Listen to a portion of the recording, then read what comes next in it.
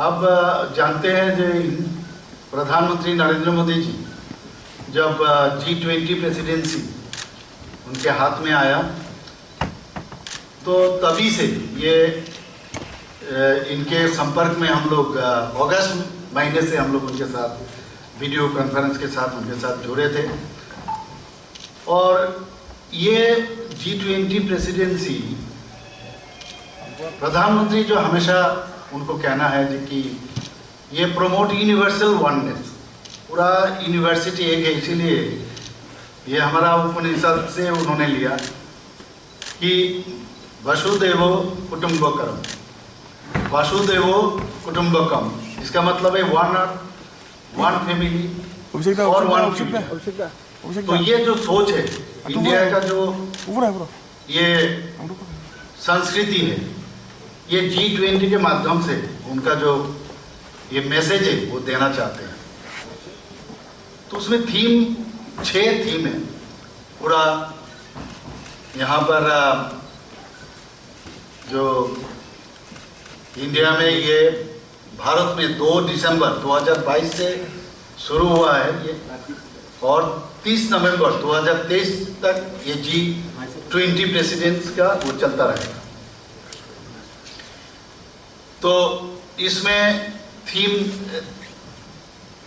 करीब 6 थीम यहाँ पर है। एक है ग्रीन डेवलपमेंट, दूसरा हो गया inclusive growth, financial, sustainable development goals, technological transformation, multilateral institutions, women lead development. तो त्रिपुरा में अभी G20 का जो है, यहाँ पर जो G20S मतलब यहाँ पर साइंटिफिक जो यहाँ पर अभी समिट अभी चल रहा है अभी इनका, तो वहाँ पर किस तरह यहाँ पर रिन्यूएबल एनर्जी को, त्रिपुरा में काफ़ी सारा बैम्बो है, बायोमास है, इनको लेके किस तरह ये साइंटिफिकली हम लोग आगे बढ़ेंगे। और इसीलिए इनका और एक सब थीम भी दिए हैं, ये 1 number green development for a greener future. ये थीम को लेके अभी भी चल रहा है। लोग जितने साइंटिस्ट बाहर से आए हैं तो इसको लेके खास करके ये जो अमृतकाल अभी चल रहा है, तो हम लोग का फ्यूचर जो ग्लोबल फ्यूचर है, इसमें अगर जो लाइफ फॉर एनवायरमेंट, जो एनवायरमेंटली कॉन्शियस प्रैक्टिस और इसका सस्टेनेबल वे ऑफ लिविंग, इसको सोचते हुए ये अभी हम लोग के यहाँ त्रिपुरा में ये जो कॉन्क्लेव चल रहा है यहाँ पर वो समिट। तो इससे एक चीज़, कल भी बहुत सारे साइंटिस्ट हमसे मिले हैं, 6 साइंटिस्ट। तो अभी तक आप जानते हैं, और भी एक चीज़ आपको इन्फॉर्मेशन मैं देना चाहता हूँ कि G20 कंट्रीज जो है, इसमें 75% ग्लोबल ट्रेड और 85% वर्ल्ड GDP है उसमें। और अभी तक त्रिपुरा में डेलीगेट्स कौन आए हैं अभी तक, कौन देश से?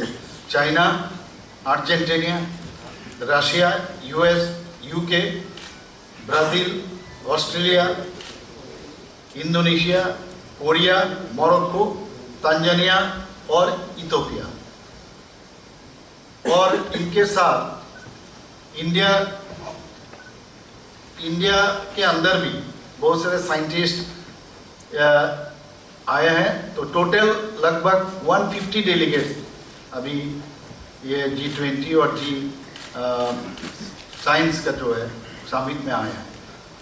तो इस देखिए, हमने ऑलरेडी कहा कि हम लोग सोलर एनर्जी पर ऑलरेडी, विंड एनर्जी हम लोग के पास बहुत समस्या है, विंड एनर्जी यहाँ पर फिजिबल नहीं है, इसीलिए सोलर एनर्जी के ऊपर हम लोग काम कर रहे हैं। ऑलरेडी 107 मेगावाट जो टोटल हम लोग का जनरेट हम लोग मिल रहा है, उसमें मैंने 107 मेगावाट हम लोग अपना ये एनर्जी जनरेट कर रहे हैं, पावर एनर्जी। उसमें 10 मेगावाट खाली सोलर एनर्जी से हम लोग को मिल रहा है। तो ये काम हम लोग कर रहे हैं।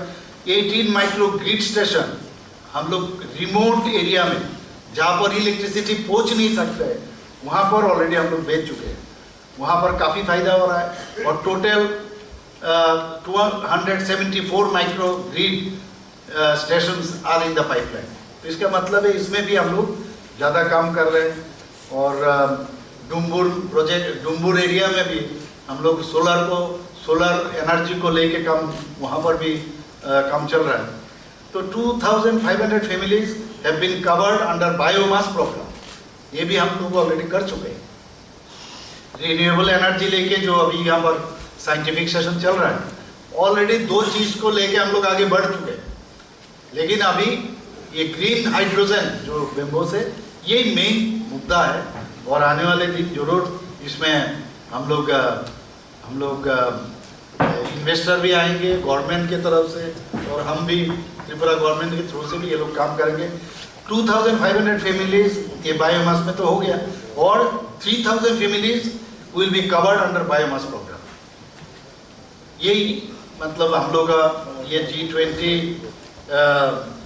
का जो फायदा प्रधानमंत्री जी के कारण हमको मिला है। और मैंने बहुत सारा जगह में ये भी कहा, त्रिपुरा इंडिया में किस जगह में है, बहुत लोग इंडिया में भी बहुत लोग नहीं जानते। अब तो पूरा वर्ल्ड में त्रिपुरा कहाँ है और त्रिपुरा में क्या क्या चीज़ मिलता है और क्या क्या पॉसिबिलिटीज है फ्यूचर में, ये भी अभी हम लोग थोड़ा सा कोशिश किए। और जरूर ये पूरा सभी जगह ये इंफॉर्मेशन जाएगा। और बस इतना ही कहना था। और यहाँ पर जो हमारा प्रेस मीडिया का बंधु सब यहाँ पर उपस्थित है, सबको मैं धन्यवाद देना चाहता हूँ। সমিতির মধ্যে যারা ইনভেস্ট করার জন্য এসেছেন, উচ্চশিক্ষার ক্ষেত্রে বিশেষ করে বেসরকারি কলেজ স্থাপনের ক্ষেত্রে কতটা আগ্রহী এবং কোন কোন ক্ষেত্রে বিশেষজ্ঞ যে সমস্ত সাবজেক্টগুলি রয়েছে তারা কতটা আগ্রহ প্রকাশ করেছে? না, অনলি মেডিকেল কলেজের জন্য আজকে ছিল এখানে, তো অন্য কোনো শিক্ষার বিষয় আইআইটি এসেছিল, আইটি ওরা এসেছিল। তো বাকি আমরা আসবে যখন মানুষ যখন শুনবে এখানে সমস্ত সুবিধা আমরা দিতে চাইছি। দুবাই গিয়ে মানুষের ইন্ডাস্ট্রি খুলে, দেশের লোক গিয়ে দুবাই খুলে, তো আমরা যদি তাদের সুযোগ সুবিধা দিই তো ত্রিপুরাতে কেন করবে না? আর এখানে সবার উদ্দেশ্য যারা এখানে ইনভেস্ট করবে তারা কিন্তু ভায়াবিলিটি দেখে। যেহেতু মৈত্রী সেতুর ওপেনিং খুব মানে কিছুদিনের মধ্যে হওয়ার সম্ভাবনা রয়েছে, তো সাউথ ইস্ট এশিয়ার প্রবেশদ্বার হচ্ছে এটা, তো এখান থেকে আর যাবে, এখান থেকে মানে আসবে। তো এইসব কারণেই কিন্তু ত্রিপুরার প্রতি মানুষের একটা ইনভেস্টারদের এখন। আর সবচেয়ে বড় হচ্ছে আমাদের এয়ারপোর্ট হয়ে গেছে এখন। আগে এখানে এয়ারপোর্ট সেইভাবে ছিল না, এখানে ব্রড গেজে রেলওয়ে হয়ে গেছে, যাতায়াতের কানেক্টিভিটি বেড়ে গেছে, ন্যাশনাল হাইওয়ে হয়ে গেছে, এত সুন্দর। তো সব মিলে আগে যখন আমরা when we were very young আমরা এগুলো ভাবতাম না ত্রিপুরাতে কী করে সম্ভব। তো যেহেতু কানেক্টিভিটি একটা বিশাল বিষয়, কানেক্টিভিটি যেহেতু বেড়ে গেছে, ওয়াটারওয়েজও আমরা চিন্তা ভাবনা করছি, আপনারা সবাই জানেন। তো সব মিলে the future of Tripura is very bright. Sorry, good question. Just now I had a very good discussion with the investors. So many investors, they have come from different areas of India and from abroad also. So they are interested, and even some of them are eager to sign instantly the move. So already I have a very good discussion with them, and in future I think they will invest in different areas. ये already बात हुआ है। So what are the areas on which the investment is likely to come based on your discussion so far? जैसे ये हम लोग जैसे vehicles, electrical vehicles एक हो गया, हॉस्पिटल और इसका एलाइड हॉस्पिटल और एलाइड जो सब्जेक्ट है, और उसमें दूसरा हो गया फूड प्रोसेसिंग में भी हम लोग उसमें ज़्यादा जोर दिए हैं, और टूरिज़्म में भी काफ़ी जोर दिया है। बहुत सारा इशू बात हुआ है, और आईटी के ऊपर भी बात हुआ है, और फार्मास्यूटिकल्स, ये लोग बहुत सारे इन्वेस्टर्स यहाँ पर आए हैं, फार्मास्यूटिकल्स इंडस्ट्री यहाँ पर लगाना चाहते हैं। बेम्बू के ऊपर भी, बेम्बू इंडस्ट्री के ऊपर भी यहाँ पर ये आना चाहते हैं, टी को लेके, और उसके बाद रबर को लेके, तो उसके बाद आगर को लेके, और हम लोग अपना जो इंसेंटिव्स हम लोग देते हैं ये हमने इनके सामने रखे हैं, और फूड प्रोसेसिंग और ये सब भी हम लोग बात किए। बहुत अच्छे तरह से बात हुआ, होटल इंडस्ट्री को लेके भी बात हुआ है।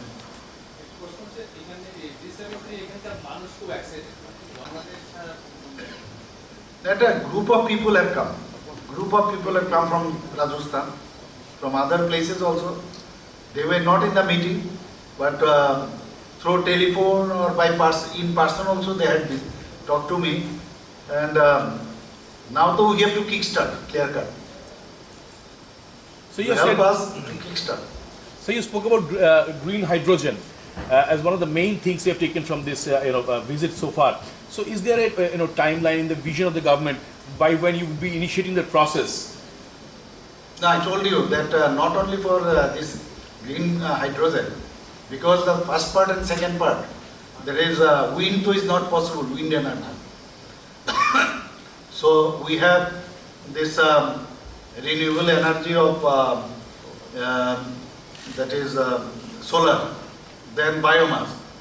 So only left out is this hydrogen energy. So that can be done now, because they will talk in the month of 13th November. So after that only the direction will be coming, and after that only I can tell. Niti Aayog people also were there. So I think it will be done. So I want that it should be started by the end of this year, or first of the next year. We should start it. I want today, why not today? It is not possible. Infrastructure has to be developed. So it will take time. Thank you. মাননীয় মুখ্যমন্ত্রীর কাছে একটা প্রশ্ন থাকবে।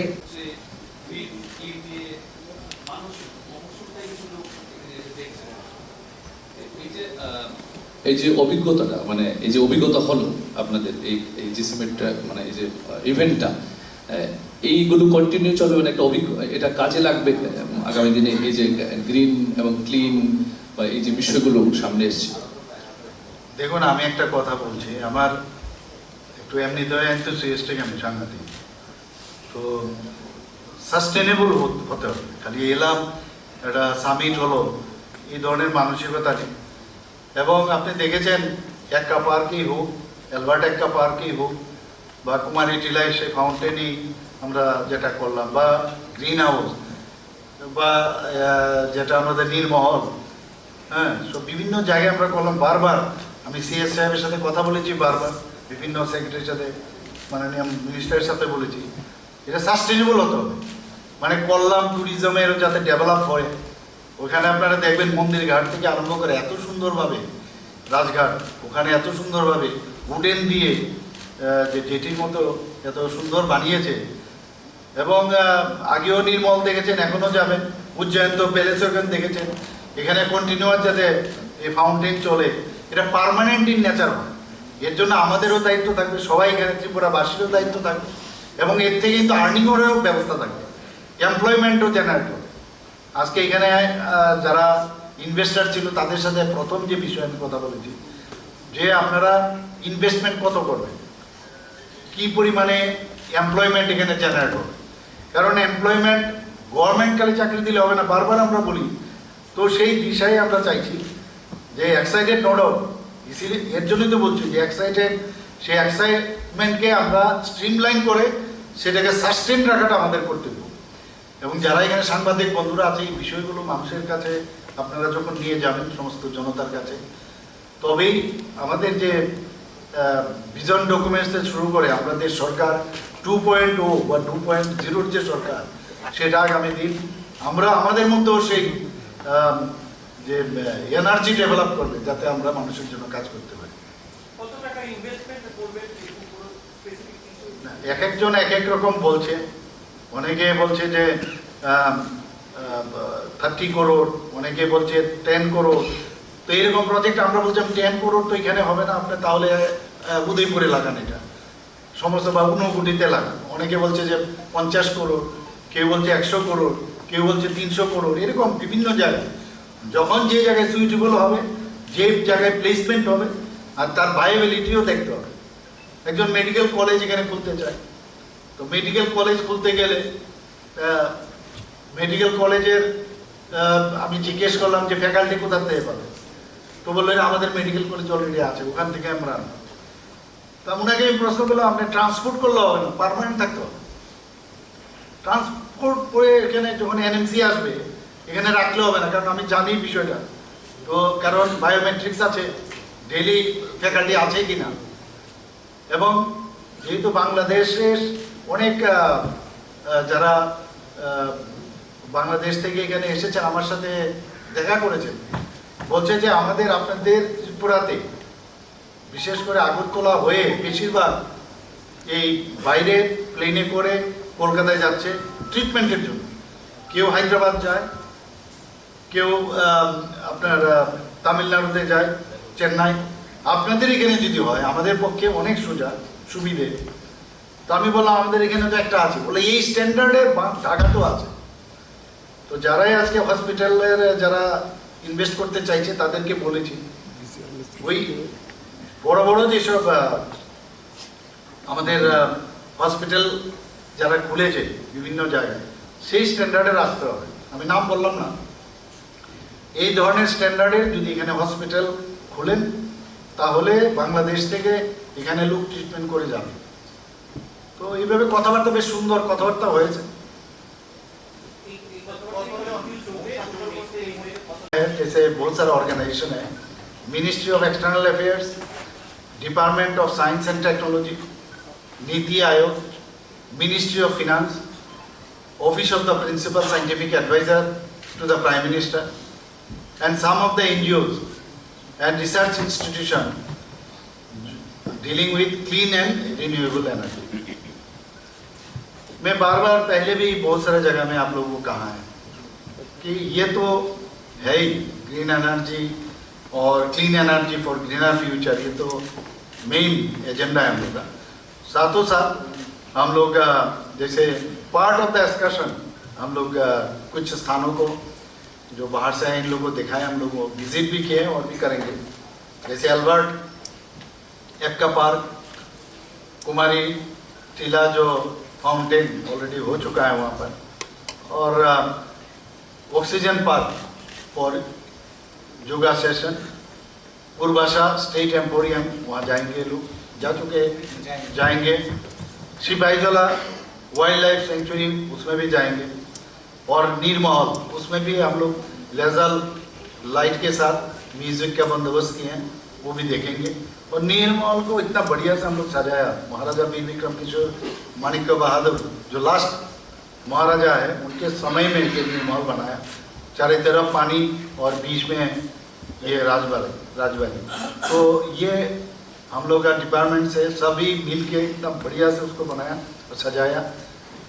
तो और last है उज्जैन तो palace, cultural evening with light and sound show, ये आज होगा।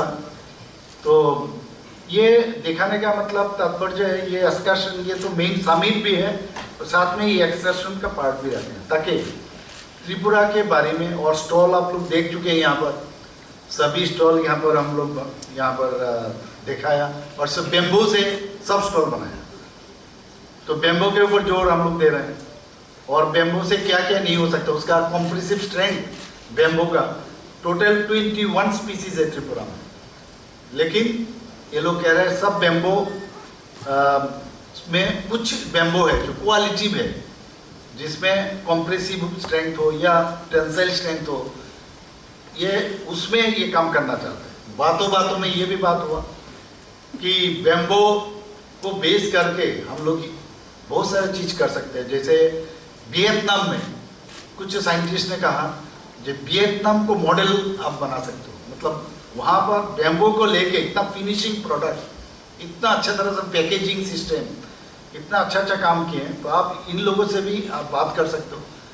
तो तो मैंने बताया इस तरह का है, तो हमारा ऑफिसर्स तो जाते ही रहे ऐसे। इनसे हम कुछ दिन पहले, मैं CS साहब यहाँ हमारे साथ है, CS साहब को मैंने कहा कि ये पूरा इंफॉर्मेशन ये लोग जाने के बाद क्या क्या इंफॉर्मेशन को मिलता है, फीडबैक देना है। तो ये भी हो सकता है, ये बैम्बू हमारे यहाँ इतना रिसोर्स इतना अच्छा है, तो इसको लेके हम लोग जरूर इस दिशा में हम लोग काम करेंगे। और मैं जो बताया अभी, the purpose of this conclave is to explore innovative solution जैसे that can help tackle climate change while providing access to clean energy sources. तो आज हम लोग ऑलरेडी इसमें काम कर रहे हैं, रिन्यूएबल जो एनर्जी जैसे सोलर एनर्जी, बायोमास में हम लोग काम कर ही रहे हैं।